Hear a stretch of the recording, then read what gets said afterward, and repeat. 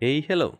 Balik lagi di channel Spoiler Moon dan kita lanjutkan lagi recap The Ultimate of All Age atau The Eternal Supreme. Sebelumnya terima kasih untuk masukan dari rekan-rekan, saya sangat menghargai dan mengapresiasi itu. Namun kali ini tetap aneh coba untuk melanjutkan recapnya. Semoga tetap bisa dinikmati.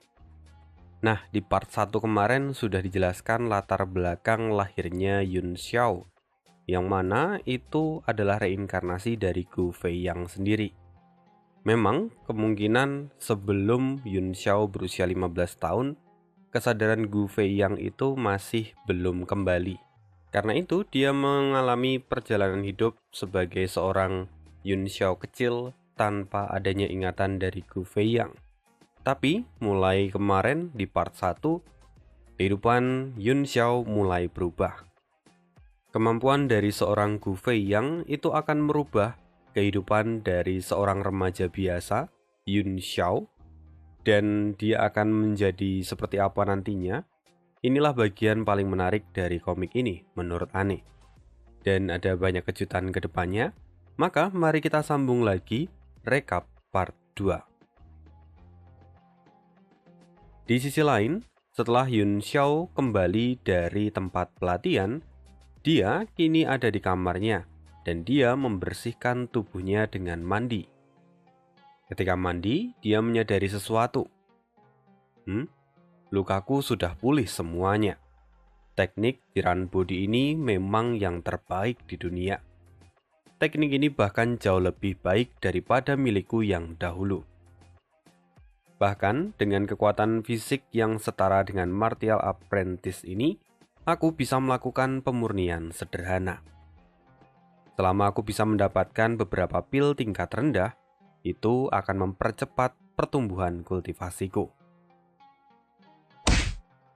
Sebuah pukulan tiba-tiba melesat ke arah Yun Xiao saat dia sedang termenung.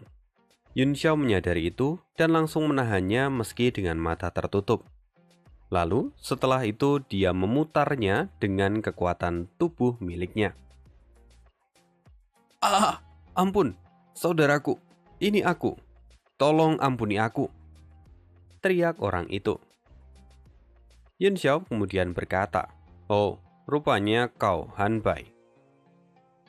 Han Bai pun kemudian menjawab dengan sedih, "Iya, ini aku. Tolong ampuni aku.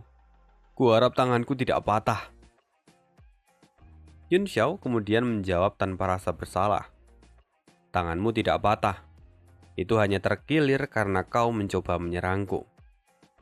Sini, akan ku perbaiki." Yun Xiao kemudian mengangkat lengan Han Bai dan mengembalikannya ke posisi semula. Sakit!" teriak Han Bai. "Lantas, kenapa kau kesini?" tanya Yun Xiao. Han Bai pun menjawab, "Terakhir kali, kamu bertingkah sedikit aneh. Karena itu, aku ingin mengujimu sedikit." Siapa sangka, saudaraku sudah menjadi sangat kuat. Jangan bilang kalau Tuan Muda Yun ini sudah membangkitkan meridiannya. Mendengar itu, Yun Xiao pun tertawa dan kemudian berkata, "Tidak, aku belum membukanya." "Hah? Kamu belum membukanya? Lantas bagaimana kamu bisa sekuat ini? Selain itu, dari mana saja kamu selama 3 hari ini? Guru Luo Yun Sang mencarimu kemana-mana," kata Han Bai. "Luo Yun Sang?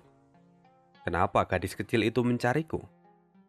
tanya Yun Xiao sambil membenarkan posisi lengan Han Bai. "Gadis kecil? Tuan Muda Yun, apa kepalamu baru saja terbentur belakangan ini? Dia adalah guru kita, kau tahu?" tanya Han Bai. "Ah, lupakan itu. Ada sesuatu yang lebih penting.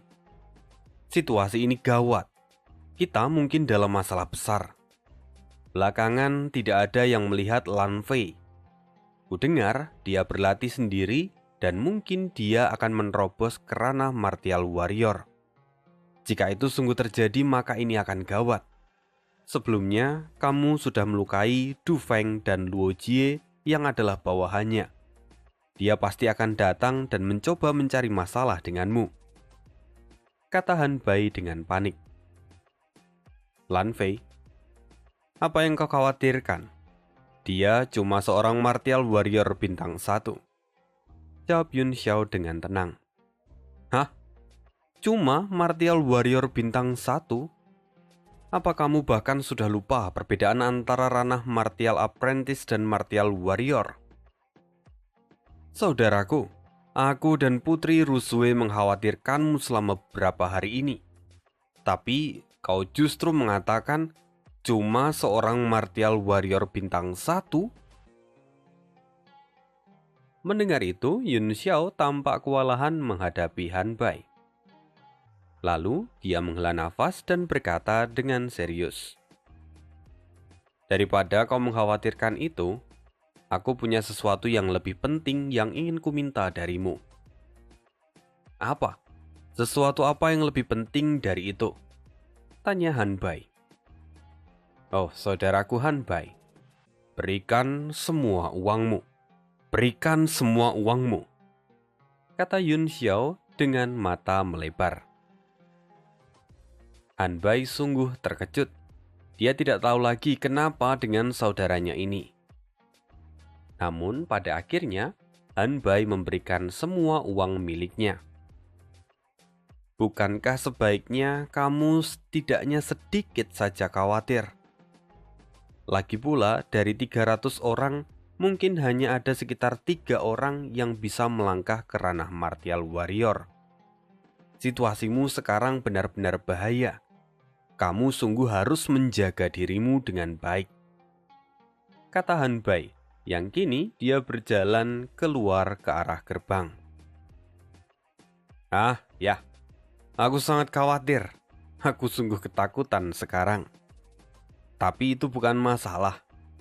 Tenang saja, aku juga akan membalasmu jika nanti aku selamat, kata Yun Xiao dengan tersenyum riang.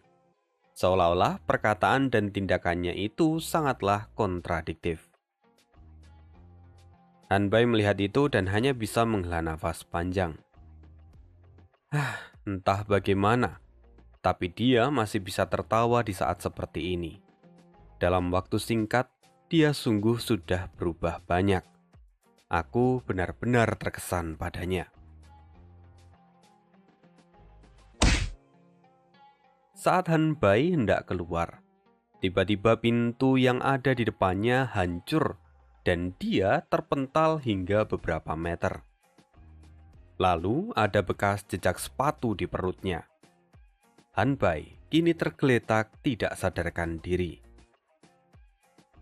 Setelah Han Bai tergeletak tidak sadarkan diri, Chen Shen seperti dilempar dari luar dan dia tersungkur di dekat Han Bai dengan gigi yang patah. Kondisinya bahkan jauh lebih buruk daripada Han Bai. Melihat ini, tatapan Yun Xiao langsung berubah menjadi lebih tajam. Dia langsung bisa menebak dalang di balik semua ini. Lan Fei. Lalu, seorang laki-laki masuk ke dalam halaman Yun Xiao. Dia berjalan dengan aura gelap di sekitarnya. Sampah merindukan kematian. Lin Yun Xiao, kau berani menyentuh orang-orangku, dan hari ini aku akan menghancurkanmu, kata laki-laki itu yang tidak lain adalah Lan Fei. Kini tampak wajah Yun Xiao menjadi gelap. Dia berkata dengan lirih, hanya seorang ahli di ranah martial warrior awal, tapi sok pamer menunjukkan seluruh auranya. Apa kau pikir setelah berhasil mengeluarkan sedikit cahaya keunguanmu itu kau merasa spesial? Setelah memeriksa kondisi dari kedua saudaranya, Yun Xiao berdiri dengan aura yang sangat gelap. Untungnya, kedua saudaranya itu tidak dalam bahaya. Karena itu, Yun Xiao masih bisa mengontrol dirinya. Apa? Apa kau bilang? Sepertinya kau menjadi sedikit sombong belakangan ini. Mungkin aku harus mematahkan tangan dan kakimu supaya kau menyadari kesalahanmu, kata Lan Fei sambil menunjuk Yun Xiao.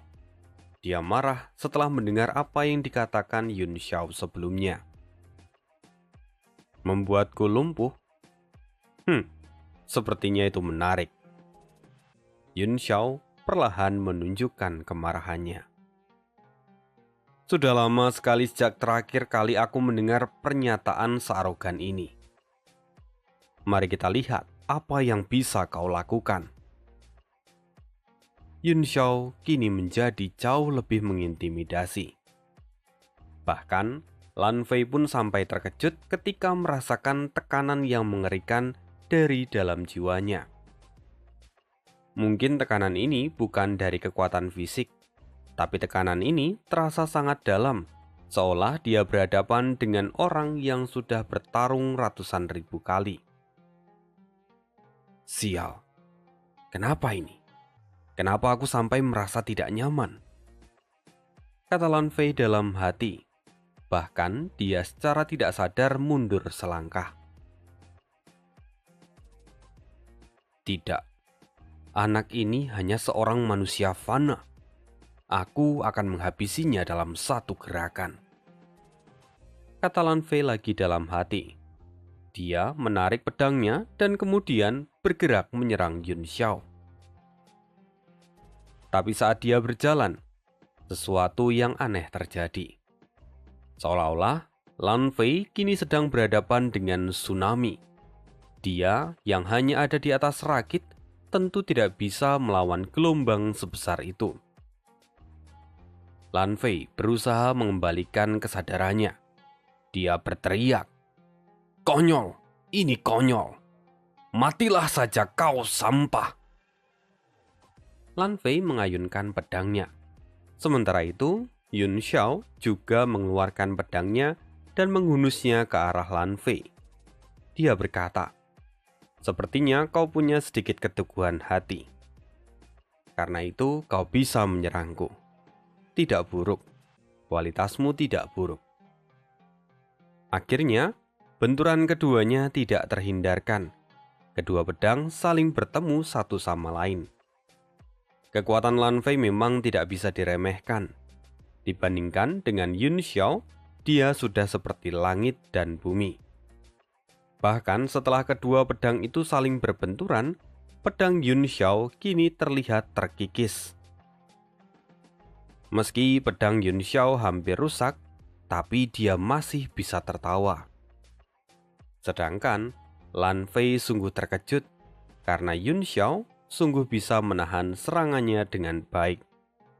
Bahkan dengan kekuatan seorang martial warrior miliknya, sulit untuk percaya seorang manusia fana bisa menahannya.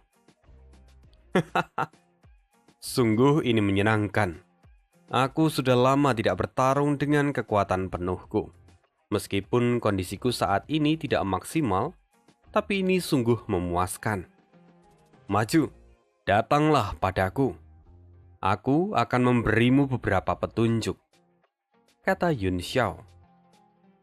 Sialan, kau yang meminta untuk mati, bersiaplah dan terima ini. Lan Fei mengangkat pedangnya, lalu aura ungu kehitaman berkumpul di ujung pedangnya.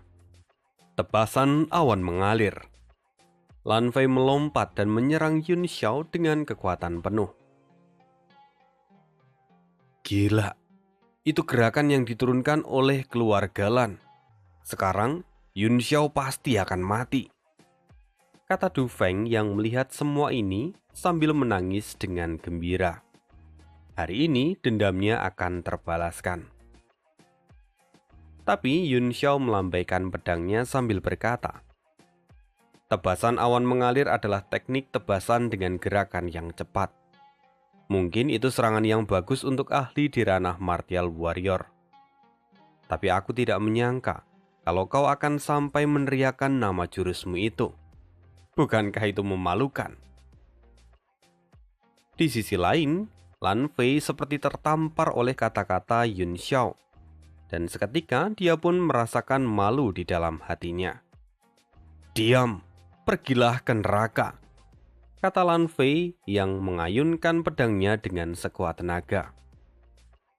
Namun, Yun Xiao mengubah arah pedangnya, melambaikannya dengan lembut, dan kemudian sebelum kedua pedang itu berbenturan, Yun Xiao berkata, "Kau tahu, kau sungguh beruntung bisa mendapatkan beberapa saran dariku."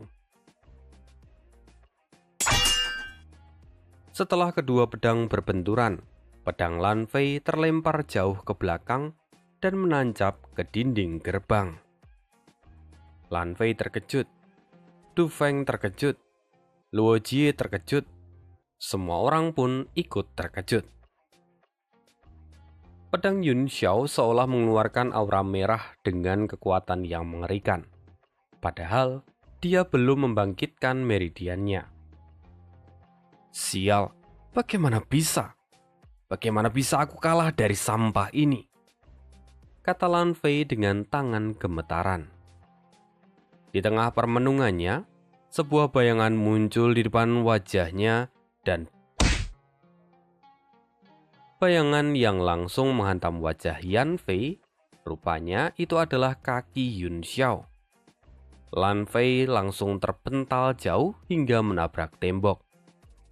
Wajahnya masih tampak kikuk dan darah keluar dari hidung dan mulutnya. "Bos! Bos! Apa Anda baik-baik saja, bos?"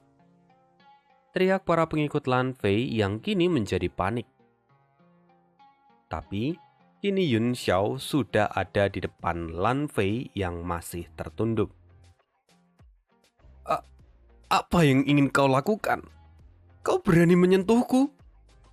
teriak Lan Fei dengan panik. "Oh, aku sungguh tidak berani. Aku sangat takut padamu. Apalagi seranganmu tadi sampai membuat tanganku mati rasa. Sepertinya aku sudah tidak kuat lagi menahan pedang besar ini," kata Yun Xiao yang sebelumnya mengangkat pedangnya dan kemudian menjatuhkannya tepat di depan selangkangan Lan Fei. Tidak! Singkirkan pedang itu! Cepat singkirkan!" teriak Lan Fei yang kini panik. Sejujurnya aku terlalu malas berurusan denganmu. Tapi kali ini, kau sudah berlebihan. Kau telah melukai Chen Zhen dan Han Bai. Bahkan kau sebelumnya berniat membunuhku. Lantas, apakah aku harus membiarkan masalah ini begitu saja? Yun Xiao menggerakkan pedangnya semakin dekat ke arah selangkangan Lan Fei. Tunggu, jangan. Tolong, aku mohon padamu. Aku janji akan melakukan apapun yang kau minta. Karena itu ampuni aku. Lan Fei memohon dengan penuh ketakutan. Lalu, Yun Xiao ekspresinya sedikit berubah. Maka akan kukatakan padamu, jika kau ingin menjaga burung kecilmu itu tetap di sana, maka cepat berikan semua uangmu. Uang? Baik, tunggu. Akan kuberikan, kata Lan Fei sambil memberikan cincin interspasial miliknya. Setelah menerima itu, Yun Xiao menoleh ke samping dan berkata pada semua bawahan Lan Fei, "Kalian juga, jika kalian ingin selamat, maka serahkan semua uang kalian." Mendengar itu semua orang menjadi panik, dan mereka segera mengeluarkan semua yang mereka miliki. Hingga dalam sekejap, Yun Xiao pun menjadi orang kaya raya. "Sekarang, apa kami sudah boleh pergi?" tanya Lan Fei. Namun, sebelum Yun Xiao mengizinkan mereka pergi, pandangannya teralihkan pada sebuah giok yang dikenakan oleh Lan Fei. "Sebelum kau pergi, akan kuambil ini," kata Yun Xiao yang kemudian mengambil giok itu dengan pedangnya.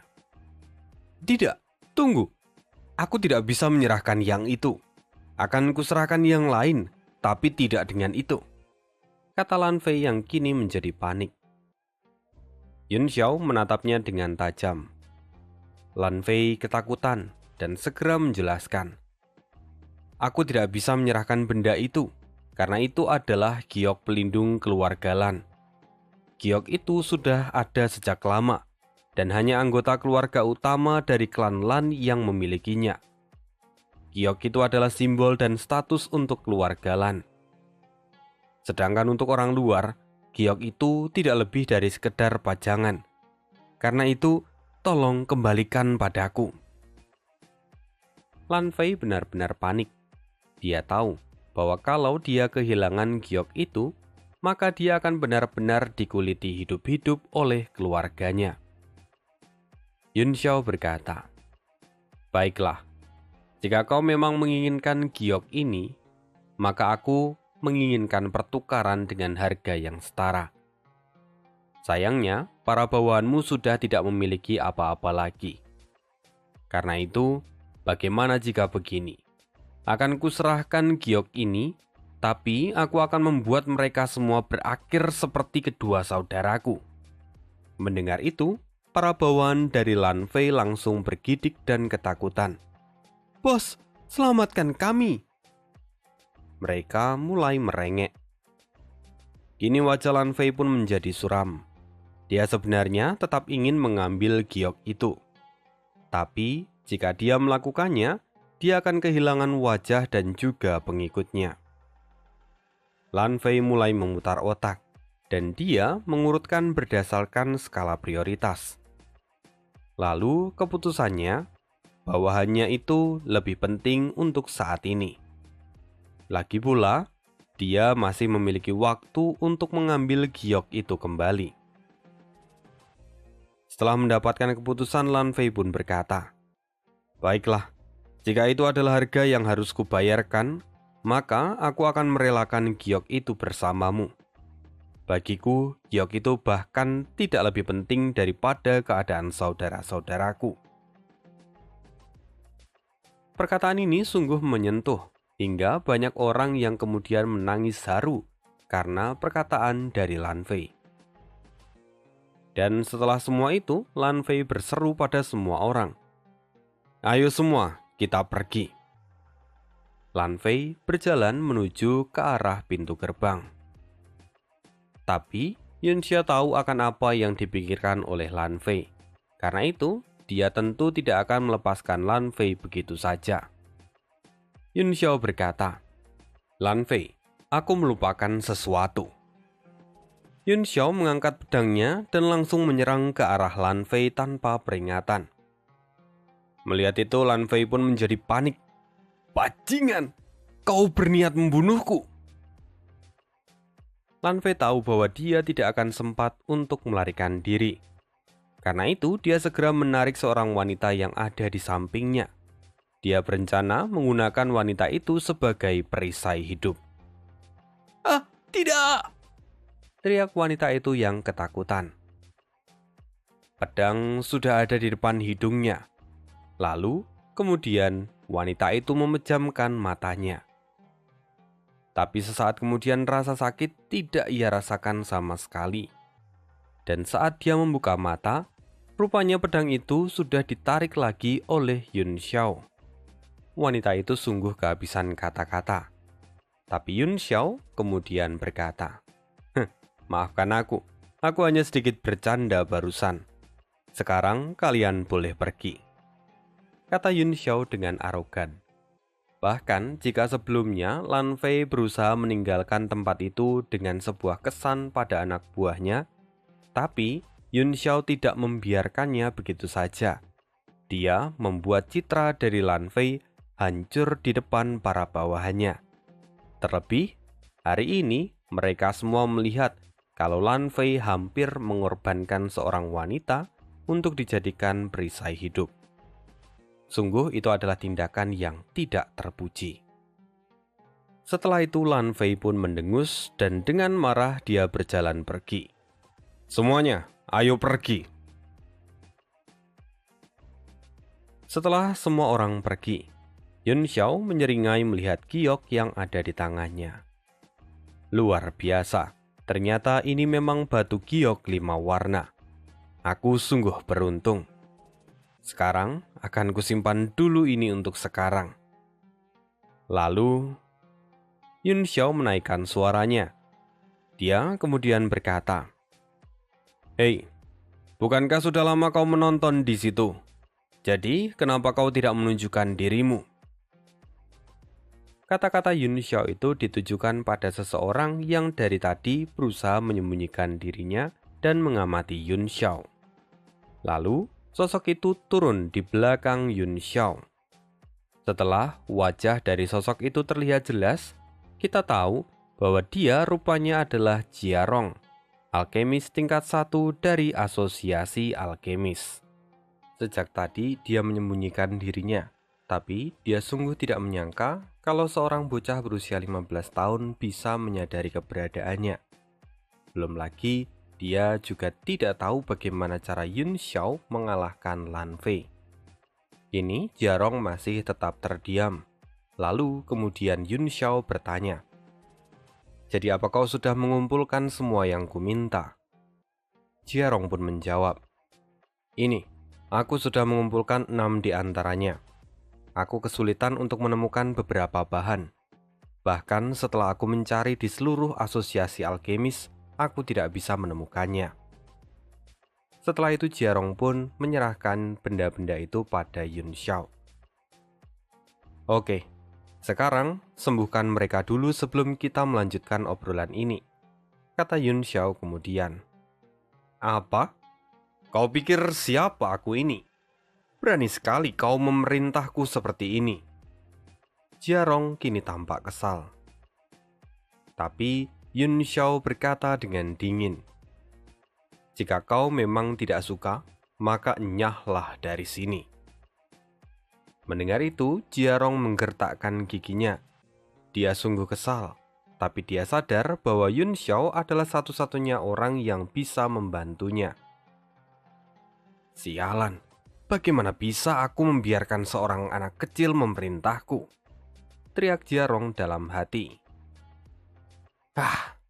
Aku tidak punya pilihan lain lagi," kata Jiarong dalam hati sambil menunduk dan menitihkan air matanya. Dia kini memberikan pil penyembuh untuk Chen Zeng dan Han Bai. Beberapa saat kemudian, Jiarong kemudian mendekati Yun Xiao dan berkata, "Sudah selesai. Sekarang adalah giliranmu untuk memberitahuku metode detoksifikasi yang sudah kau sebutkan sebelumnya." Mendengar itu Yun Xiao pun menyeringai. "Jangan buru-buru," katanya. "Hah? Aku sudah menyelesaikan semua yang kau minta. Sekarang apa lagi maumu? Kau masih ingin memerintahku?" Jiarong kini makin kesal. "Kau seharusnya bersyukur, karena ada banyak orang yang bahkan sampai meratap dan mencium kakiku hanya untuk menerima perintahku. Bahkan, setelah semua itu aku pun masih menolak mereka. Aku berani bertaruh. Setelah kau melakukan perintahku, kau akan sangat bersyukur dan akan mengikuti perintahku selamanya," kata Yun Xiao sambil menyeringai. Apa kau mencoba membodohi dan membohongiku?" Jiarong menjadi semakin kesal. Bahkan dia sampai menggulung lengan bajunya. "Kau pikir siapa aku ini? Kenapa juga aku harus membohongi seorang alkemis tingkat 1 rendahan sepertimu?" kata Yun Xiao sambil melemparkan secari kertas. "Sialan, setiap alkemis itu terhormat dan sangat berpengaruh. Berani sekali kau menyebutkan alkemis tingkat 1 rendahan," teriak Jiarong sambil menangkap secari kertas yang dilempar oleh Yun Xiao. Jiarong kemudian membaca isi kertas itu sambil menggerutu. "Dasar anak kecil, beraninya di..." Jiarong terkejut sampai berteriak. Dalam hati dia berkata, "Gila, resep ini sungguh luar biasa. Aku tidak menyangka bahwa anak ini sangat bersungguh-sungguh dalam bicara. Bagaimanapun, resep ini sangat berguna untukku." Namun, Jiarong masih tetap ingin menjaga wibawanya. Lalu dia mencoba berkata dengan santai, "Oke, Karena aku telah mendapatkan yang kau janjikan, maka sekarang kita impas dan aku akan pergi," kata Jiarong sambil membalikkan badan. Dia berpikir dalam hati, ya lagi pula hidupnya itu lebih penting daripada sebuah kebanggaan dan kehormatan. Karena itu, dia akan melepaskan Yun Xiao untuk saat ini. Namun, sebelum Jiarong berjalan 3 langkah, Yun Xiao berkata lagi, "Resep itu dapat menghilangkan racun dari batu angin neraka dan anggrek api darah yang ada di tubuhmu tanpa menyebabkan efek samping. Tapi, ketika tubuhmu terkorosi oleh racun, seharusnya kamu merasa bahwa kekuatan jiwamu melemah setiap kali berlatih alkimia. Seolah-olah ada tanda bahwa kekuatan jiwamu itu semakin buruk." Mendengar itu, langkah Jiarong terhenti dan tubuhnya pun sampai bergetar. Sementara itu, Yun Xiao duduk di tangga dan tertawa. Memburuknya kondisi kekuatan jiwamu itu sulit untuk diatasi. Bahkan 100 kali lipat lebih sulit daripada masalah yang biasa terjadi pada alkemis awam. Belum lagi, karena bakatmu yang biasa saja, semuanya menjadi jauh lebih buruk. Bahkan jika kau selamat hari ini, kau tidak akan memiliki harapan untuk bisa menerobos alkemis tingkat 1 di masa depan. Setidaknya, jika kau bersungguh-sungguh pun, kau akan membutuhkan 50 tahun untuk bisa menerobos kembali. 50 tahun? Jiarong terpukul, dan dia berkata dalam hati, "Sial, jika aku tidak beruntung, maka aku tidak akan bisa menjadi alkemis seumur hidupku." Jiarong mulai berkeringat dingin, tapi dia tidak bisa menunjukkan kegugupannya itu. Dia mencoba untuk tegas dan berkata, "Lantas apa maksud dari semua ucapanmu itu? Apa tujuanmu?" Yun Xiao menjawab, "Tidak ada. Aku hanya ingin mengatakan bahwa setidaknya aku tahu cara untuk membuatmu kembali ke tingkat 1 hanya dalam 50 hari. Kata Yun Xiao dengan acuh tak acuh. "Hah? 50 hari? Bagaimana mungkin? Kau pasti berbohong. Bahkan jika kondisi kekuatan jiwaku tidak memburuk, mustahil untuk melakukan terobosan hanya dalam waktu 50 hari. Jika yang kau ucapkan itu benar, maka aku tidak akan mungkin mengambil resiko untuk menggunakan batu angin neraka. Apa kau pikir kali ini kau bisa membodohiku?" teriak Jiarong dengan wajah panik. Yun Xiao menjawab, "Kau pikir aku ini siapa? Apa kau pikir aku punya banyak waktu luang untuk membodohimu?" Yun Xiao menatap Jiarong ke bawah seperti menatap seorang pelayan. Tatapannya sungguh dingin hingga membuat Jiarong merinding. Melihat, mendengar dan merasakan semua gerak-gerik dari Yun Xiao, Jiarong itu benar-benar terpukul. Tubuhnya bergetar hebat ketika ia merasakan kedalaman yang belum pernah ia rasakan sebelumnya. Sial, perkataan anak ini terlalu mencurigakan. Tapi sampai saat ini, apa yang ia lakukan tidak pernah terbukti salah. Jiarong kembali melakukan evaluasi dan memikirkannya. Setelah itu Jiarong kembali melihat ke arah Yun Xiao dan berkata dengan baik, "Maafkan aku kaget barusan.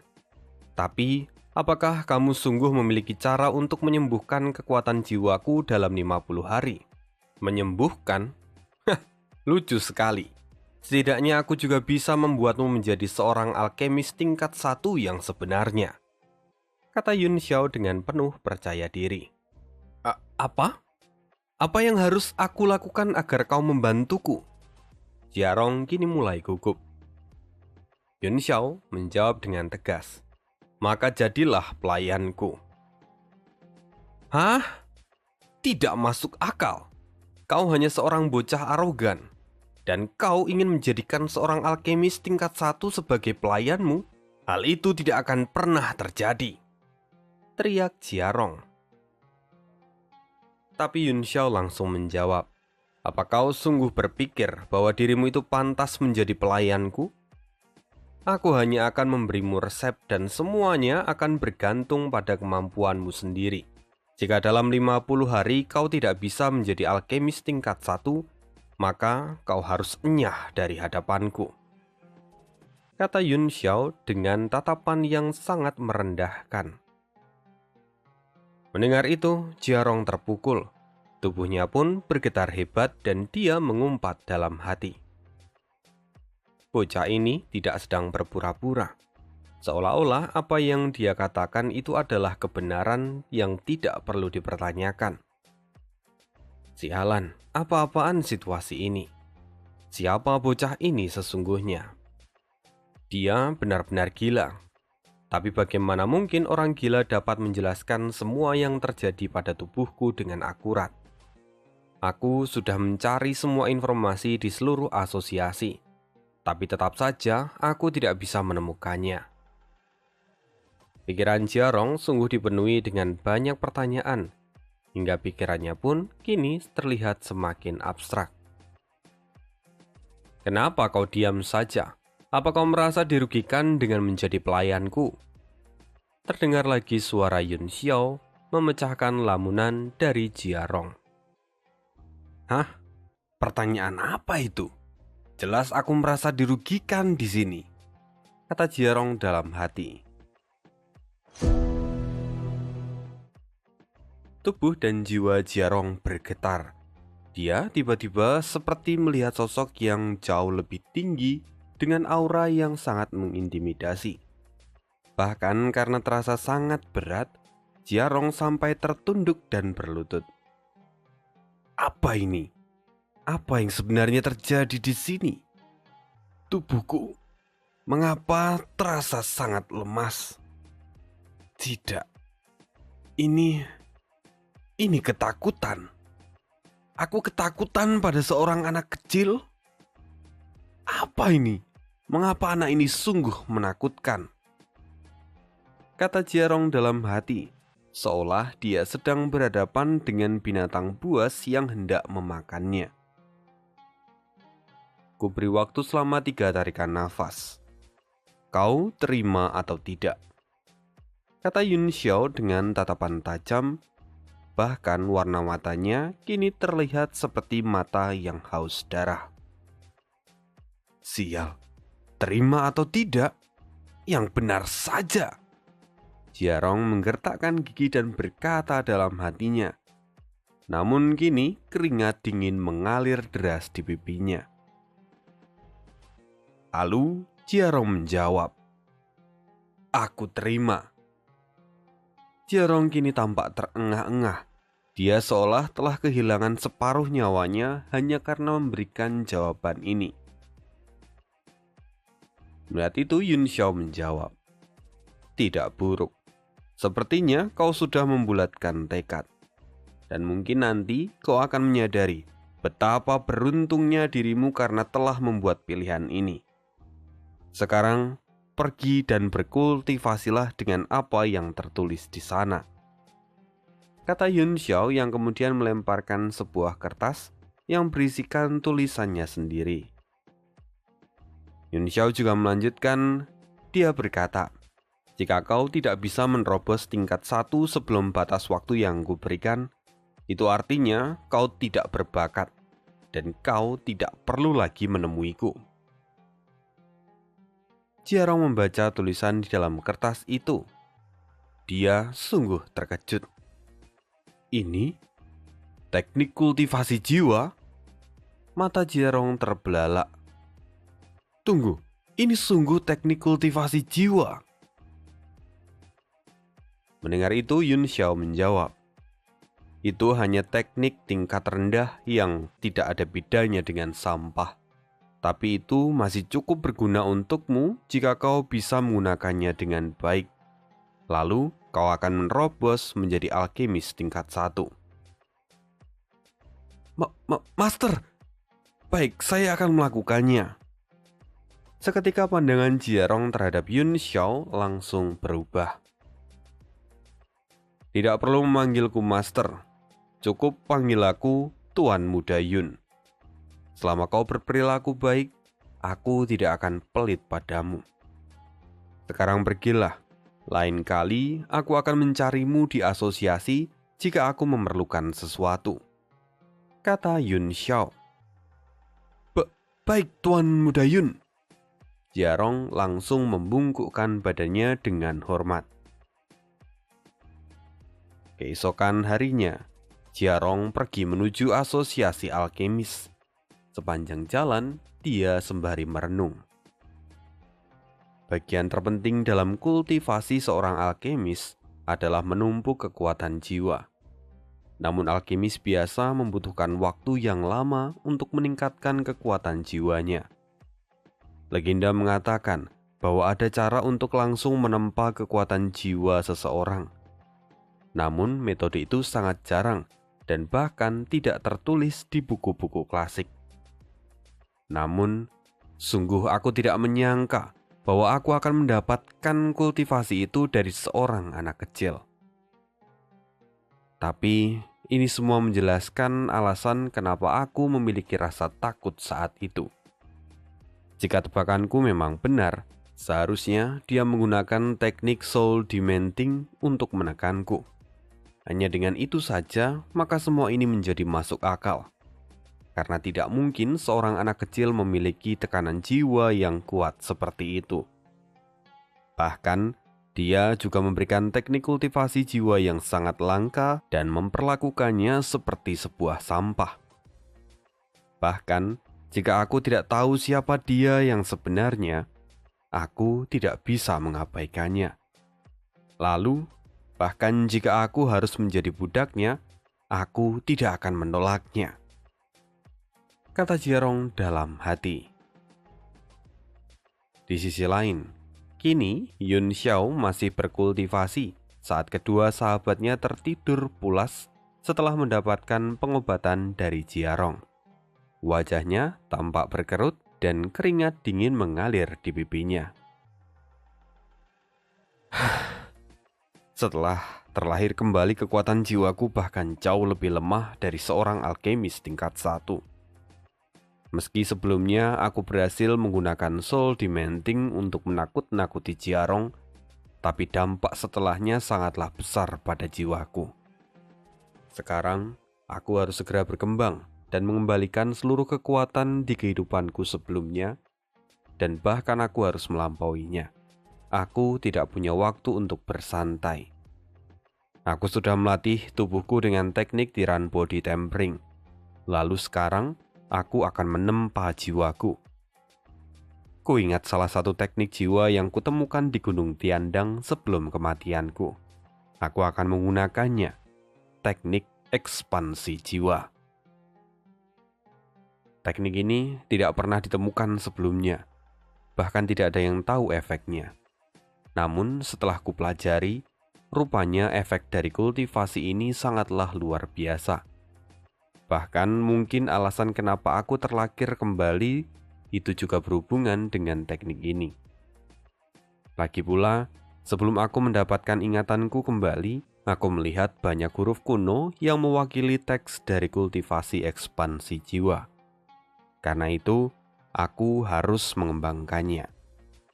Jika aku bisa melakukannya, maka aku yakin kekuatan jiwaku pasti akan pulih dengan cepat. Bahkan, kecepatannya mungkin bisa menjadi beberapa kali lipat dari kultivasi jiwa yang biasa. Yun Xiao terus duduk bersila dengan tubuh yang diselimuti dengan energi yang meluap-luap keluar. Di dunia kultivasi, kesinambungan antara energi, jiwa, dan roh itu tidak bisa dipisahkan. Hanya mereka yang mampu mengembangkan ketiga hal ini yang bisa mencapai puncak sejati. Di kehidupan sebelumnya, Gu Feiyang memang berada di puncak dunia. Namun itu bukanlah puncak sejati. Di kehidupan sebelumnya, Gu Feiyang terperangkap pada tingkat 9 Rana Sovereign dan mencapai tingkat 9 ahli alkemis. Gu Feiyang menyadari bahwa ada sesuatu yang mencegahnya untuk menerobos ke alam yang lebih tinggi. Hal itu adalah tubuh mortalnya yang menghentikan langkahnya sendiri. Karena itu, Gu Fei yang harus melatih tubuh mortalnya dengan baik. Lalu, setelah ia menguasai segitiga energi, jiwa, dan roh, maka dia baru akan bisa menerobos ke ranah yang lebih tinggi, Divine Realms atau ranah ke-10. Yun Xiao merasakan kekuatan jiwanya terus mengalir ke dalam tubuh. Dia menghirup nafas panjang dan merasakan kekuatan jiwaku benar-benar pulih dengan cepat. Seperti dugaanku, teknik ekspansi jiwa ini sungguh luar biasa. Dengan begini, di masa depan menerobos ranah Divine Realms bukanlah hal yang mustahil. Aku akan melangkah ke tempat yang belum pernah terjamah selama ribuan tahun, dan aku sungguh tidak akan terkalahkan. Tampak pandangan Yun Xiao menjadi jauh lebih tegas. Lalu sekarang, aku harus melangkah ke tahap berikutnya. Yun Xiao berdiri dan menyiapkan semua bahan yang ia butuhkan, termasuk batu giok 5 warna yang ia dapatkan sebelumnya. Oke, dengan batu ini aku bisa membuat 13 jarum ilahi untuk membersihkan meridianku. Ayo mulai. Yun Xiao melemparkan sekantung bubuk api 3 warna dan menghancurkannya di udara. Bubuk itu segera menyebar dan membentuk sebuah arai dengan bahasa kuno di dalamnya. Yun Xiao melemparkan batu giok 5 warna, lalu menghancurkannya dengan pedang yang ada di tangan kanannya. Dengan kekuatan jiwanya, Yun Xiao mulai menyerap pecahan batu giok 5 warna dan juga seluruh bahan yang sudah ia siapkan. Meskipun kekuatanku belum cukup, tapi aku akan bertaruh pada pengalamanku sebagai alkemis di kehidupan sebelumnya, kata Yun Xiao yang kemudian mulai memurnikan seluruh bahan miliknya dan juga merubahnya menjadi cairan dengan berbagai warna. Lalu setelah itu, dia mulai melakukan penggabungan dari seluruh bahan itu. Yun Xiao mulai membentuk jarum akupuntur dari pecahan batu giok 5 warna dan menggabungkannya dengan bahan-bahan yang lain.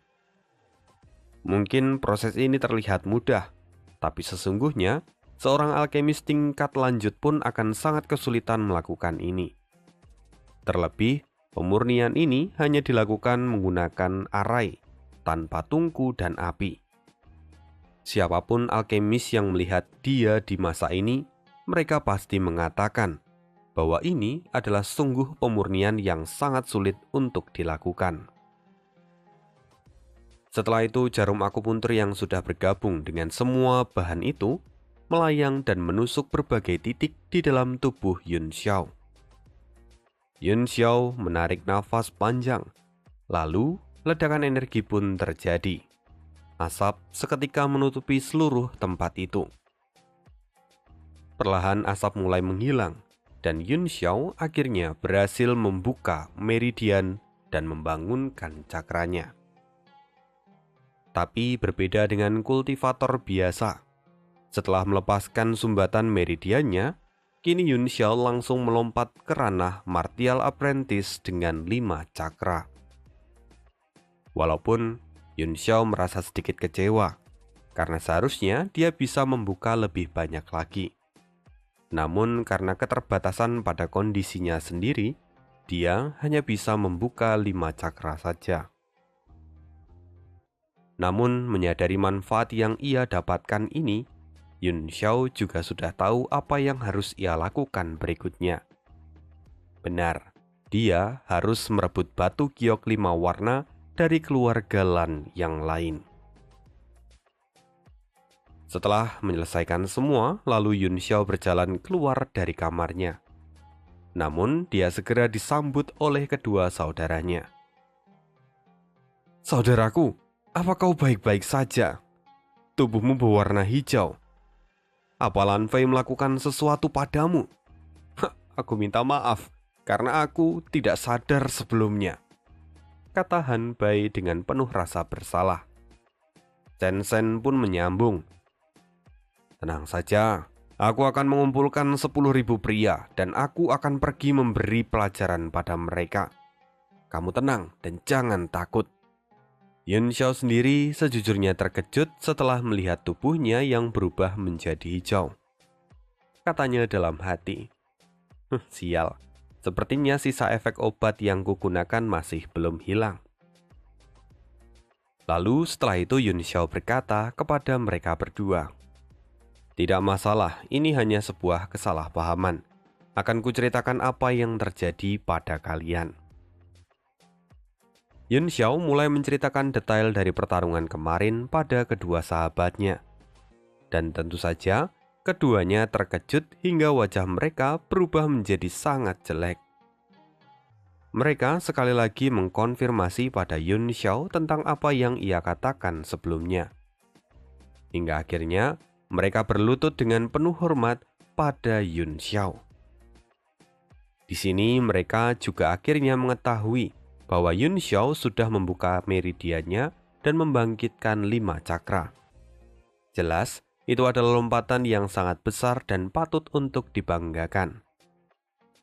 Chen Zhen segera berkata dengan semangat, sudah kuduga, putra dari Jenderal Perang Fei Long tidak mungkin hanya berakhir sebagai pecundang. Bahkan meski ini membutuhkan waktu yang lama, namun kemajuan ini sungguh luar biasa. Han Bai pun berkata dengan lebih dewasa. Memang benar bahwa Tuan Muda Yun telah membuka cakranya dan itu adalah sebuah prestasi besar. Tapi di saat yang sama, ini juga menjadi sebuah ancaman. Sekarang, Lan Fei dan antek-anteknya pasti akan segera kembali dan mencari masalah pada Tuan Muda Yun. Mendengar itu, Chen Zhen berkata, apa yang kau katakan mungkin benar. Tapi, apa kau pikir mereka mampu melawan Tuan Muda Yun? Jangan lupa, bahwa di kerajaan Tianshu hanya ada 2 orang yang telah mencapai ranah Martial King. Salah satunya adalah Kepala Akademi Jialan, Song Lisan. Beliau dianggap sebagai orang yang terkuat di seluruh kerajaan Tianshu. Bahkan jika sang raja datang mengunjungi akademi sekalipun, raja harus tetap mengikuti aturan akademi. Jadi, selama kita ada di dalam akademi, kita akan aman. Lagi pula, sejak awal akademi memang tidak melarang perkelahian di antara para muridnya, kata Chen Zhen dengan penuh percaya diri. Saudaraku, memang Lan Fei ataupun keluarganya yang ada di luar akademi tidak akan menjadi masalah. Tapi kau seharusnya ingat siapa yang ada di akademi ini dan saat ini memegang peringkat 3. Chen Zhen terkejut. Tunggu, itu kakak Lan Fei, Lan Xuan. Benar, itu adalah saudara dari Lan Fei dan menjadi sangat mungkin Lan Xuan akan ikut campur pada urusan Lan Fei. Han Bai pun kini tampak murung. Lan Xuan sudah di tahun terakhir akademi ini, dan dia sebentar lagi akan menerobos ranah Martial Master. Jika dia sudah melakukannya, maka jarak antara Lan Xuan dengan Tuan Muda Yun adalah 2 ranah. Itu adalah masalah yang serius. Benarkah dia sudah akan menerobos ke ranah Martial Master? Bukankah dia baru 18 tahun? Teriak Chen Zhen yang terkejut. Dari yang ku dengar begitu, dia memang masih 18 tahun, tapi dia disebut sebagai jenius langka di seluruh wilayah Tianshu. Setelah ini, dia pasti akan menjadi wakil komandan dari pasukan kerajaan, kata Han Bai dengan wajah sedih. Semoga saja dia tidak datang mencari kita, kata mereka berdua sambil berpegangan tangan. Mendengar semua itu, Yun Xiao kemudian berkata dengan tenang, tenang saja, kalian berdua tidak perlu khawatir. Dia pasti akan datang menemuiku. Kalian juga tidak perlu khawatir, karena jika dia tidak menemuiku, maka akulah yang akan pergi mencarinya. Tidak, tunggu, saya mohon jangan membuat masalah ini menjadi semakin buruk Tuan Muda Yun, teriak kedua orang itu dengan wajah paniknya. Tapi yang Yun Xiao pikirkan saat ini hanyalah batu giok 5 warna yang dibawa oleh Lan Xuan. Dia harus mengambilnya guna untuk meningkatkan kultivasi dirinya. Sementara itu, di sisi lain, Lan Fei kini pergi menemui pamannya yang adalah salah seorang instruktur dari Akademi Jialan. "Paman, tidak mungkin aku mengabaikan masalah ini begitu saja." "Diamlah dasar bodoh. Kau sudah membuat sebuah kesalahan. Kakakmu sedang dalam pelatihan tertutup. Jika kau terus membuat ulah, maka usaha dari ibumu selama bertahun-tahun akan berakhir sia-sia," bentak Wang Feng. Dia adalah paman dari Lan Fei. "Sialan, padahal aku hanya ingin meminta Kak Xuan untuk memberi pelajaran pada sampah itu," kata Lan Fei dengan wajah kecewa. "Hah? Kau sungguh bodoh. Apa kau pikir kau bisa meminta kakakmu itu dengan mudah? Memangnya kau sedekat apa dengan kakakmu? Kau seharusnya tidak lupa bahwa di dalam keluargamu, Lan Xuan itu adalah musuh terbesarmu. Jika dia sampai tahu kau menghilangkan batu warisanmu, dia pasti akan melaporkannya pada para tetua, dan kau akan kehilangan hakmu sebagai pewaris." "Tunggu paman, lalu apa yang harus kulakukan sekarang?" kata Lan Fei dengan panik. "Maka tenanglah, lagi pula kau adalah putra dari adik tersayangku, jadi aku pasti akan membantumu. Kalau bukan aku, siapa lagi yang akan melakukannya? Sekarang dengarkan aku.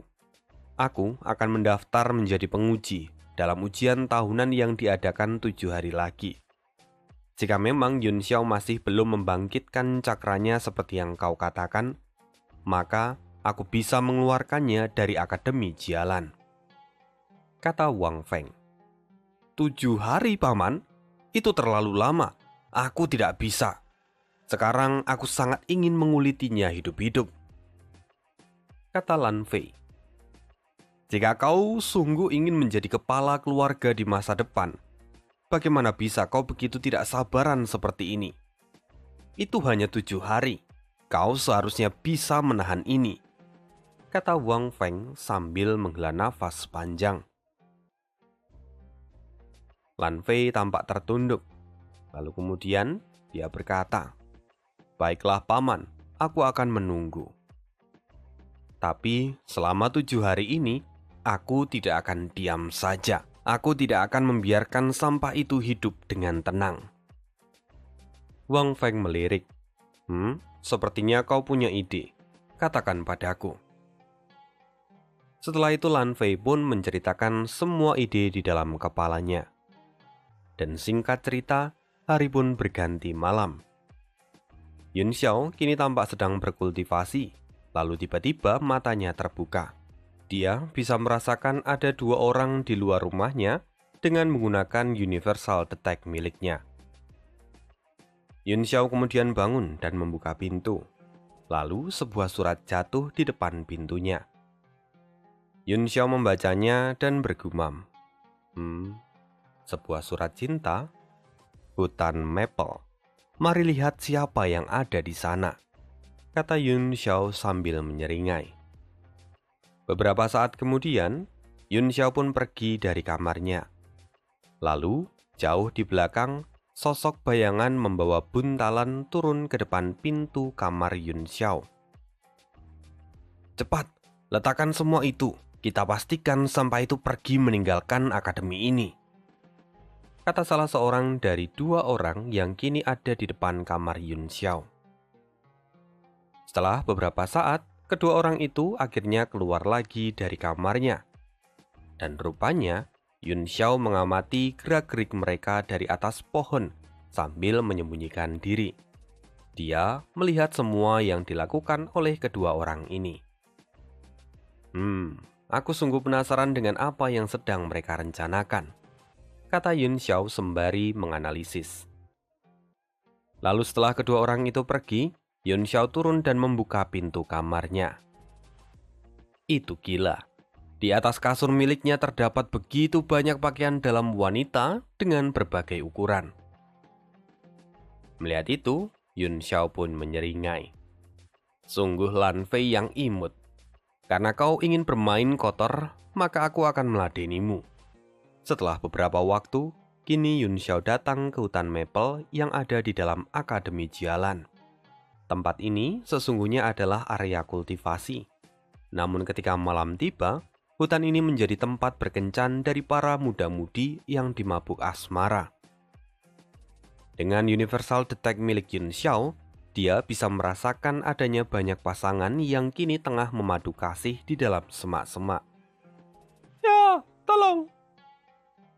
Sebuah suara gadis terdengar sedang berlari ke arahnya. Hei, berhenti! Ayo main sebentar denganku, kata pria yang ada di belakangnya. Tidak, tolong aku, kata gadis berambut kuning dengan busana setengah telanjang yang mencoba lari dari pria itu. Setelah itu, gadis berambut kuning itu melihat Yun Xiao dan berkata, "Senior, tolong aku." Gadis itu pun berlari ke arah Yun Xiao. Tapi sesuatu yang tidak terduga terjadi. Yun Xiao mengeluarkan pedangnya dan menghunus ke arah leher gadis itu. Senior, tampak gadis itu kini gemetar ketakutan. Berhentilah di sana jika kau tidak mau mati, kata Yun Xiao dengan dingin.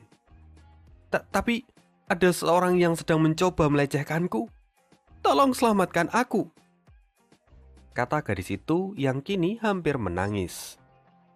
Haha, kau tidak bisa lari, kata pria yang tadi mengejar gadis itu, dan kini dia menangkapnya. Pria itu tampak mengerikan. Dia seperti monster yang haus akan darah perawan. Lalu pria itu melihat ke arah Yun Xiao dan berkata, "Nyahlah, gadis ini milikku. Lebih baik kau tidak ikut campur."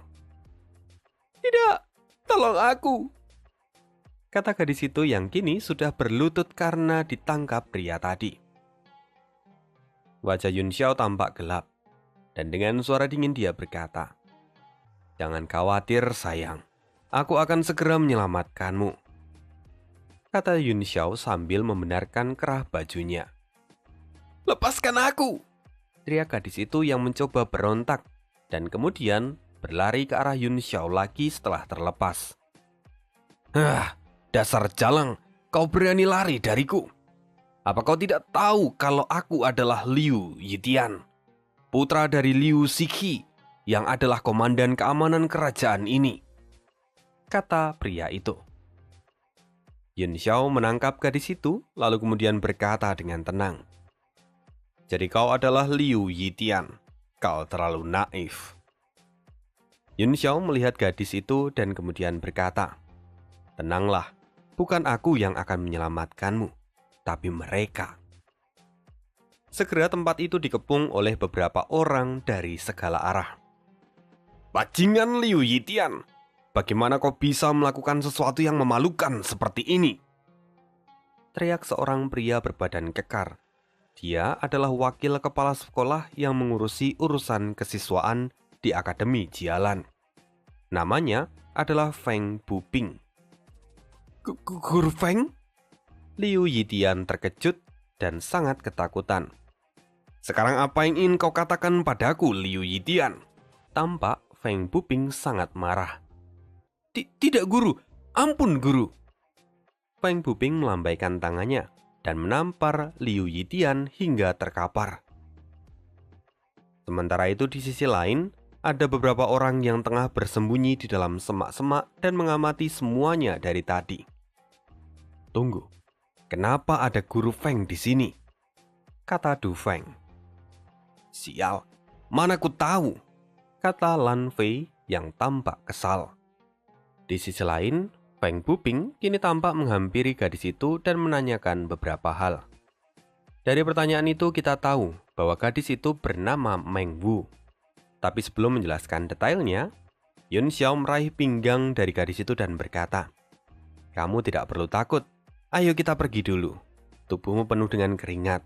Kamu harus membersihkannya. Lagi pula selama ada aku di sini tidak akan ada yang mengganggumu." Mendengar itu, wajah Meng Wu memerah. Tapi Meng Wu tahu bahwa Yun Xiao sudah tahu akan semua rencana mereka dengan memberikan beberapa isyarat. Bahkan yang paling parah, Yun Xiao menyumpal mulut Meng Bu agar dia tidak bisa menjawab pertanyaan dari Feng Buping. Setelah itu Feng Buping pun menepi dan memberikan keduanya waktu untuk berbincang. Sedangkan Lan Fei kini tampak tidak senang, lantaran para bawahannya mendesak supaya menyelamatkan Meng Bu. Selamatkan dasmu. Apa kau pikir kita bisa lolos setelah pergi ke sana? Untuk sekarang, kita tunggu dulu laporan dari pengantar paket. Tidak lama setelah itu, dua orang datang dan menghampiri Lan Fei. Apa semuanya sudah diatur? Benar bos, semua sudah diatur, kata keduanya dengan penuh percaya diri. Mendengar itu, sorot mata Lan Fei menjadi semakin tajam. Yun Xiao, kau mungkin lolos dari jebakanku sebelumnya, tapi mari lihat, apa kau sungguh bisa menghadapi yang ini? Namun di saat yang sama, Yun Xiao bisa merasakan semuanya dengan Universal Detect miliknya. Dia pun kini tampak menyeringai dan berkata, "Ayo, keluarlah wahai pemain protagonis. Aku sudah lama menunggumu." Sementara itu, Feng Buping memberikan pengumuman. "Sekarang kalian semua boleh pergi. Aku akan melaporkan masalah ini pada kepala akademi." "Baik, Guru," kata semua orang. Namun, sebelum mereka semua pergi, sebuah teriakan kembali terdengar.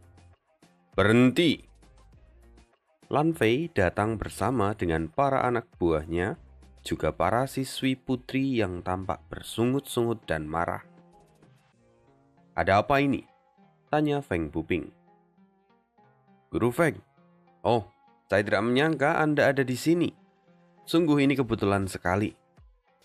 Jadi sebelumnya saya mendapatkan laporan dari beberapa teman kalau pakaian dalam mereka hilang. Saya yakin bahwa pencurinya adalah psikopat yang sangat mesum. Karena itu, kami kemari untuk mencarinya," kata Lan Fei.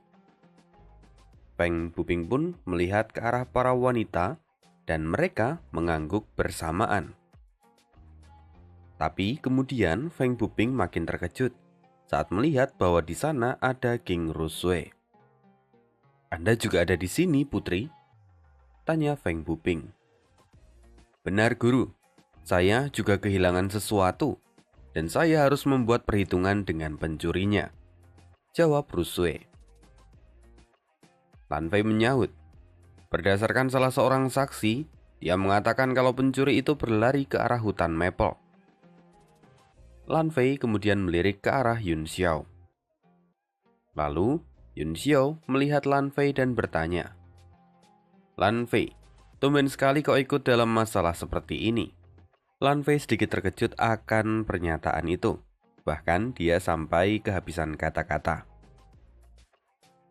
Lalu seorang bawahan dari Lan Fei menyahut, "Akulah yang melihat pelakunya. Lalu aku mengatakannya pada bos Lan Fei. Dia memiliki jiwa yang murni, jadi dia merasa iba dan membawa semua murid untuk datang kemari dan menangkap pencurinya." "Ya, itu benar. Itulah tujuanku datang kemari. Lagi pula, sebagai murid dari akademi ini, aku punya kewajiban untuk menjaga keamanan di dalam akademi ini." "Tapi, Yun Xiao, kenapa kau mencoba mengalihkan topik pembicaraan ini? Ataukah karena kau mencoba menghindari topik ini? Jangan-jangan kaulah pelakunya?" teriak Lan Fei. "Tuan Muda Fei, mengapa kau memfitnahku? Sesungguhnya apa yang sedang ingin kau katakan?" tanya Yun Xiao. "Hah? Aku tahu, kau pasti sengaja mengalihkan pembicaraan ini. Aku mulai curiga padamu. Jadi bagaimana kalau kita periksa saja kamarmu?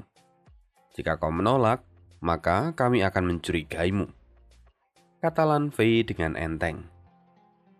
"Mengapa aku harus melakukan apa yang kau katakan? Memangnya kau itu siapa?" kata Yun Xiao dengan acuh tak acuh. Sementara itu, King Rusue pun tampak memarahi salah seorang bawahan Lan Fei yang tadi mengatakan bahwa dirinya adalah saksi. Tapi karena tekanan dari Lan Fei, bawahan itu kembali mengubah statementnya dan berkata, "Tidak, Aku sangat yakin kalau Yun Xiao lah pelakunya. Nah, kan? Yun Xiao, sekarang apa yang ingin kau katakan? Kata Lan Fei sambil tertawa. Yun Xiao menoleh ke samping, lalu mengepalkan tangannya dan memberi hormat. Guru Feng, Anda dapat memeriksa kamar saya jika memang Anda mau, kata Yun Xiao tanpa keraguan. Namun guru, jika terbukti bahwa saya tidak bersalah, maka saya membutuhkan sebuah penjelasan dari Lan Fei yang menuduh saya, kata Yun Xiao sambil membungkukkan badannya. Feng Buping pun langsung menoleh ke arah Lan Fei. Lan Fei pun mengerutkan keningnya lalu berkata, "Tidak masalah. Jika memang aku salah, aku akan memberimu jawaban yang memuaskan." Yun Xiao pun menyeringai. "Jika memang begitu, maka mari lakukan ini." Semua sudah diputuskan, dan pada akhirnya mereka pun pergi menuju halaman rumah Yun Xiao. Setibanya mereka di depan gerbang rumah Yun Xiao, mereka semua kembali dikejutkan karena sekarang Wang Feng, paman Lan Fei, ada di depan pintu. Feng Buping berkata, "Guru Wang, mengapa Anda ada di sini?" Wang Feng berkata, "Aku mendengar ada pencuri mesum yang menyebabkan masalah. Lalu saat aku berkeliling, aku melihat ada yang mencurigakan di tempat ini. Saat aku hendak masuk, kalian sudah datang. Ini sungguh waktu yang tepat. Mari kita temukan pencuri itu dan aku pastikan bahwa akademi akan bertindak tegas. Siapapun yang terbukti sebagai pencurinya harus dikeluarkan dari akademi ini. Kalau begitu maka aku akan menjadi saksinya. Aku tidak akan membiarkan siapapun berbuat curang dan menuduh orang lain tanpa bukti," kata Feng Buping setelah mendengar perkataan dari Wang Feng. Yun Xiao pun tersenyum. "Baiklah, karena aku dicurigai, maka silahkan cari sepuasnya. Mari kita lihat, apakah aku, Li Yun Xiao, adalah seorang yang mesum seperti yang dikatakan oleh Tuan Mudalan. Kalau begitu pergi dan cari," kata Wang Feng.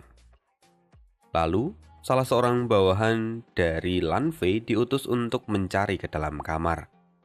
Tentu, orang ini adalah yang tadi meletakkan dalaman di dalam kamar Yun Xiao. Lalu saat bawahan itu lewat di depan Feng Buping sempat berkata, "Jika ada yang berani menaruh bukti palsu, maka dia adalah orang pertama yang akan dikeluarkan dari akademi ini." Kata-kata itu tentu membuat bawahan itu sedikit ketakutan. Tapi dia tetap berjalan ke arah kamar Yun Xiao. "Tunggu, aku juga akan ikut mencarinya," kata Rusue. Karena sepertinya semua orang sangat penasaran, kenapa kita tidak masuk saja semuanya, kata Wang Feng kemudian. Hingga akhirnya diputuskan bahwa semua orang ikut masuk ke dalam kamar untuk memeriksa. Sayangnya, setelah sampai di dalam kamar, bukti itu tidak ditemukan. Bahkan setelah bawahan itu mengobrak-abrik seluruh kamar, buktinya tetap tidak ada. Jelas ini membuat Lan Fei menjadi marah. Lalu Yun Xiao berkata, "Meng Kun, bukankah bosmu memintamu untuk mencari? Mengapa kau tidak menemukan apapun?"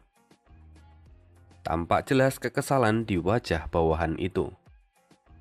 Lalu Wang Feng berkata, "Kamar ini kecil, jadi jika tidak ada, maka memang tidak ada. Sepertinya Li Yun Xiao sama sekali tidak bersalah. Kalau begitu pelakunya pasti orang lain." Rusue sekilas melihat senyuman di wajah Yun Xiao. Dia bergumam dalam hati. Sepertinya Yun Xiao memang menginginkan ini terjadi. Sia-sia aku mengkhawatirkannya. Lalu Wang Feng kemudian berkata lagi, "Oke, karena Li Yun Xiao tidak bersalah, maka semuanya ayo kembali." "Hah? Kembali? Bukankah Guru Wang sendiri mengatakan kalau pencurinya adalah orang lain? Apakah Anda tidak ingin menangkapnya?" kata Yun Xiao. Wang Feng kemudian menjawab, "Seperti yang kau tahu, akademi ini sangat besar. Tidak ada saksi dan bukti yang kuat untuk menemukannya dalam waktu singkat. Maka biarkan saja pihak akademi yang melakukan investigasi tentang masalah ini." Yun Xiao menjawab, "Bukti dan saksi memang tidak ada. Tapi sejak awal aku dituduh oleh Lan Fei tanpa alasan yang jelas. Kalau begitu, aku juga boleh mencurigainya. Atau bisa kukatakan kalau Lan Fei mungkin adalah pelaku yang sebenarnya. Dia mungkin sengaja membuang waktu di tempat ini, sehingga tempatnya luput dari pemeriksaan," jawab Yun Xiao. "Hei, jaga mulutmu. Menuduh orang lain itu adalah tindakan kriminal," bentak Lan Fei. "Aku sudah membuktikan bahwa aku tidak bersalah, padahal kau juga menuduhku sebelumnya. Sekarang aku ingin mendengar apa penjelasanmu," kata Yun Xiao dengan tatapan dingin. "Li Yun Xiao, apa yang ingin kau katakan?" kata Lan Fei. "Mudah saja, karena kau sudah memaksa untuk memeriksa kamarku, maka sekarang aku ingin kita juga memeriksa kamarmu," jawab Yun Xiao. "Omong kosong. Jika itu yang kau inginkan, maka ayo pergi. Akan kubungkam mulutmu," bentak Lan Fei yang kemudian berjalan pergi. Sementara semua orang bergegas ke rumah Lan Fei, Meng Wu terhenti dan berpikir, "Sepertinya Lan Fei akan kalah dari Li Yun Xiao. Aku harus segera pergi dari tempat ini, dan kedepannya aku tidak boleh lagi terlibat dengan Li Yun Xiao." Setelah itu Meng Wu pun pergi, dan di sisi lain, semua orang akhirnya tiba di tempat tinggal Lan Fei. Lan Fei segera membuka pintu kamarnya. "Aku tidak peduli jika kau ingin masuk dan memeriksa kamarku, tapi jangan rusak barang apapun. Orang miskin sepertimu tidak akan mampu memberikan ganti rugi untuk barang-barangku yang berharga." Mendengar itu, Yun Xiao kemudian berkata dengan santai, "Kalau begitu ayo cari." Segera, Han Bai dan Chen Zhen pun bergerak. Setelah melakukan pemeriksaan, Chen Zhen dan Han Bai kembali. "Kami tidak menemukan apapun selain peti yang terkunci ini. Kami tidak bisa membukanya." Melihat itu, Lan Fei dengan santai berjalan sambil mengeluarkan sebuah kunci. Dia berkata, "Jelas saja kau tidak bisa membukanya. Ini adalah tempat pribadiku untuk menyimpan pakaianku. Peti ini hanya akan bisa terbuka jika aku menggunakan kunci ini." Lan Fei kemudian membuka peti itu, dan seketika cahaya keunguan menyebar ke segala arah. Semua orang terkejut setelah melihat apa yang ada di dalamnya. Kotak itu sungguh penuh dengan pakaian dalam dari para gadis yang sebelumnya telah hilang. Ini tidak mungkin. Li Yun Xiao, kau pasti sudah melakukan sabotase dan menjebakku," teriak Lan Fei. "Menjebakmu? Bukankah kau sendiri yang mengatakan kalau peti itu hanya bisa dibuka dengan kunci yang kau bawa? Lantas, bagaimana caraku untuk membukanya?" kata Yun Xiao dengan tenang. "Bajingan, rupanya kau pelakunya. Bajingan mesum, keluarkan dia! Keluarkan dia! Keluarkan dia!" teriak semua murid yang ada di sana. Di tengah keramaian itu, Feng Buping melihat Yun Xiao dan dia berkata dalam hati, "Aku tidak menyangka kalau anak yang disebut sebagai sampah ini rupanya sangat pandai dalam menjebak orang." Lalu teriakan masih terus terdengar. "Kami ingin keadilan, keluarkan Lan Fei!" teriak para murid. Feng Buping pun kemudian menenangkan semua orang dan berkata, "Oke, tenang semuanya. Yakinlah aku akan menyampaikan masalah ini kepada kepala sekolah dan para dekan. Aku akan memberikan jawaban yang memuaskan untuk kalian semua besok pagi." Situasi memang terkendali setelah ucapan dari Feng Buping. Tapi, Rusue tidak ingin melepaskan Lan Fei begitu saja.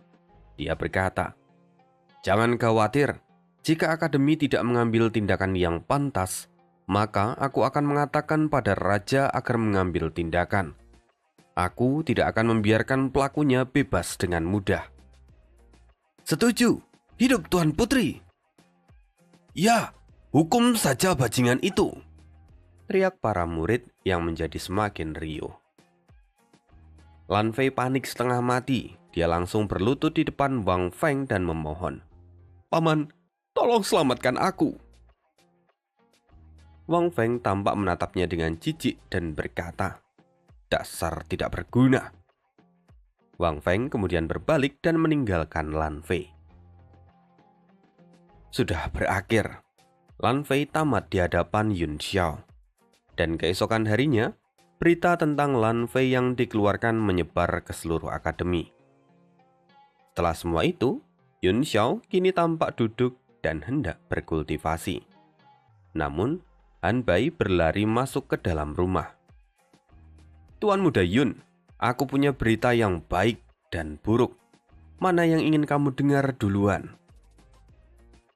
Yun Xiao menjawab, "Berita baiknya pasti tentang Lan Fei yang sudah dikeluarkan. Lalu apa berita buruknya?" Han Bai pun tersenyum. "Seperti yang diharapkan dari Tuan Muda Yun, kamu sungguh mengetahui semuanya dengan baik. Tapi berita buruk ini mungkin akan menjadi masalah besar. Daftar nama penguji tahun ini sudah keluar. Dan firasatku mengatakan kalau kita semua akan gagal tahun ini." Yun Xiao kemudian berkata, "Jadi Wang Feng mendaftar sebagai penguji ujian tahunan tahun ini? Menarik. Maka mari kita lihat apa yang ingin dia lakukan. Jika dia berani macam-macam, maka aku akan menendangnya keluar dari akademi ini mengikuti jejak dari keponakannya itu," kata Yun Xiao tanpa rasa takut. "Tuan Muda Yun, aku tahu kamu menjadi sangat kuat sekarang. Tapi tolong jangan membuat keributan kali ini. Sebelumnya, Lan Fei itu hanya seorang murid. Tapi Wang Feng adalah guru di akademi ini. Itu adalah masalah yang serius," kata Han Bai dengan panik. "Siapa yang peduli? Siapapun yang berani mengusikku, maka aku tidak akan melepaskan mereka," kata Yun Xiao dengan santai. Nah, sekian untuk rekap part 2 ini dari chapter 8 sampai dengan chapter 14. Nah, kita akan sambung lagi di part 3 di video berikutnya. See you again di next video dan bye.